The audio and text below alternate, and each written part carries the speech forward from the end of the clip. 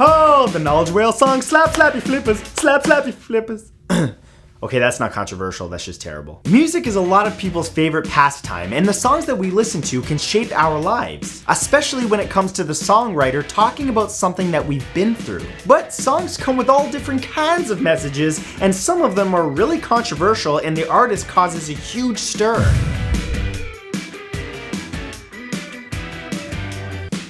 Here are the 10 most controversial songs of all time. Number 10 is Love Roller Coaster. In the case of Love Roller Coaster by funk R&B band The Ohio Players, the controversy surrounding this song grew out of urban legend and speculation. Reaching number 1 in the United States in January of 1976, Love Roller Coaster soon earned a macabre reputation. Halfway through the song, a high-pitched scream can be heard in the background, and many fans latched onto this as proof that something terrible had happened during recording. To this day, people claim the scream is an accidental recording of a nearby murder while the tape was rolling. Oh, this is good, guys. Oh, what's that? Someone being murdered? The take is too good. You just keep going. But fortunately, no one was killed in the making of this record. The scream is in fact the voice of keyboardist Billy Beck, so the next time someone tells you Love Roller Coaster contains the scream of a murder victim, shout liar in their face. Okay, that's aggressive. Don't shout liar in their face, but maybe just gently correct them. Pat them on the back. On your way. Number 9 is Ebenezer Good. During the early 90s, the dance group The Shaman had a #1 hit in the United Kingdom with their song Ebenezer Good. This delightful little ditty seemed harmless enough, complete with a charming narrative about a miserly character named Ebenezer Good. However, the British tabloids published articles claiming the song was in fact a love letter to the drug MDMA, also known as ecstasy or E for short. Because of that, Ebenezer Good was banned from being played on the BBC, causing a national debate about what song lyrics meant at the time. While this song has since been played, and some claim the lyrics do not promote the drug, with a chorus that states, "E's are good, he's Ebenezer Good," over and over, it's kind of hard to think that it wasn't about drugs. That being said, drugs were bad, okay? Just stay high on life, children. Number 8 is Better By You, Better By Me. It's not often that a song lands musicians in court, but that's exactly what happened to the band Judas Priest in 1990. Their song Better By You, Better By Me was a 1978 cover released by CBS Records as a last-minute addition to the album Stained Glass. 12 years later, a civil action was brought against Judas Priest, claiming that the song contained subliminal messages which encouraged one teenager to commit suicide. An allegation was made that the phrase "do it" was included subliminally in the song, and that this cryptic encouragement from the band pushed the teenager over the edge. Of course, the case was dismissed, as the singer Rob Halford was quoted as saying about the accusations, "If we were to put subliminal messages in our songs, they would be to buy more records." Oh, subliminal messages, those aren't cool, man. No one should ever use subliminal messages. Subliminal messages aren't nice. Oh, you like this video, like the video. Number 7 is One in a Million.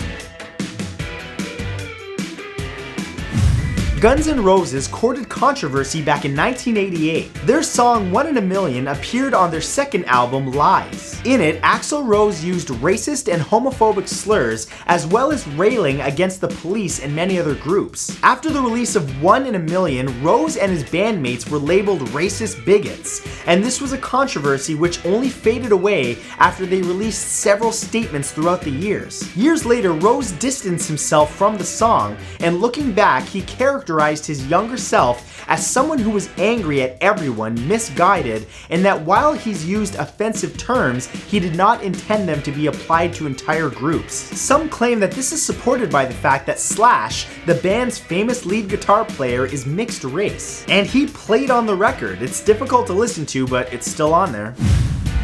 Number 6 is Cop Killer. Released in 1992 by rapper Ice-T's band Body Count, The song Cop Killer stoked the flames of a national debate across America at that time. Ice-T claimed that Cop Killer was a protest song against police brutality, but many felt that the lyrics and violence within the song were engineered to incite physical attacks and death threats against police. Recorded shortly after the police beating of Rodney King, several law enforcement associations claimed that the song motivated people to take part in the LA riots. With continued pressure exerted against them, Warner Brothers decided to remove the song from future releases. In defense of the song, Ice-T said that he was playing a character in the song who was tired of police brutality. In his words, "If you believe I'm a cop killer, you believe David Bowie is a space astronaut." Number 5 is Blurred Lines. What's better than one controversy? Why, 3 of course! Blurred Lines was written and performed by Robin Thicke, T.I., and Pharrell Williams in 2012. It was a huge hit at the time, but an article at the Daily Beast argued that the song trivialized sexual consent with lyrics that encouraged men to keep pushing themselves onto women who have told them no. In case you're unaware, that's a very big deal these days. The video was also labeled as misogynistic by many reviewers and music journalists. And to add insult to injury, all 3 writers were then sued by the Marvin Gaye estate for allegedly plagiarizing aspects of the song from Gaye's Got to Give It Up, with Marvin Gaye's heirs winning $7.4 million in royalties. Wait, how's the song go again? Blurred Lines! Oh, sorry, I didn't sing it. I don't want to get sued. Number 4 is Sympathy for the Devil. Rock music has a rich history of occasionally infusing satanic imagery into songs, using those images to explore topics or just to create good old-fashioned controversy. The Rolling Stones popularized this use of the satanic with their song Sympathy for the Devil. Released in 1968, Sympathy for the Devil had, as lead singer Mick Jagger put it, a hypnotic groove, a samba, which has tremendous hypnotic power. The lyrics were sung as if from the devil, watching all of the carnage that humans have created, with a little bit of help from Lucifer himself. In the aftermath, the band was labeled as devil worshippers and corruptors of innocent teenagers. It did wonders for the street cred. Number 3 is Working Class Hero. It basically doesn't get any more confrontational than John Lennon's 1970 song, Working Class Hero. At the time, Lennon had just left the Beatles and was in full protest mode, and in writing this song, he was sticking it to the man one sentence at a time. Not only did the lyrics contain swear words which were almost unheard of in popular music at the time, but they also described the division between economic classes throughout the world. Lennon believed it was this kind of song that landed him on the CIA's watch list. Really, doesn't that kind of make you wonder what the CIA's priorities are? Oh, drug dealers and murderers? John Lennon. Number 2 is Look at Your Game, Girl.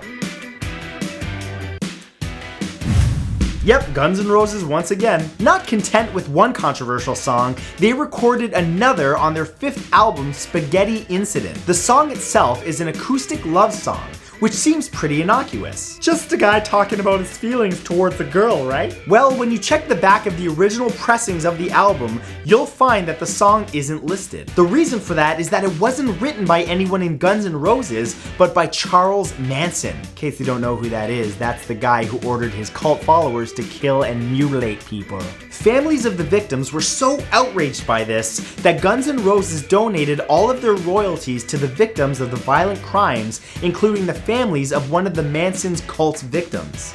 I get that this was definitely distasteful, but it's not like they were singing lyrics like chop 'em up, eat 'em up, fry 'em up, nom nom. And number 1 is Strange Fruit.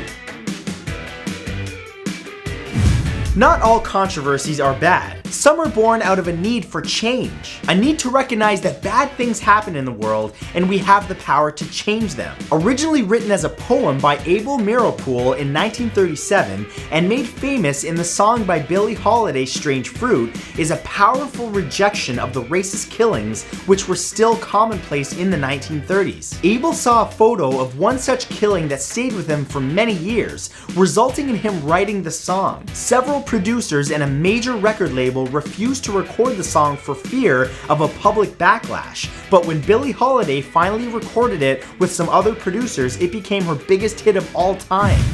So those were the 10 most controversial songs of all time. And if you like this, be sure to give it a thumbs up. And also be sure to subscribe to my channel if you haven't yet, and click the bell beside the subscribe button so that you receive notifications, because I release new videos all the time. Thank you for watching, and I'll see you next time.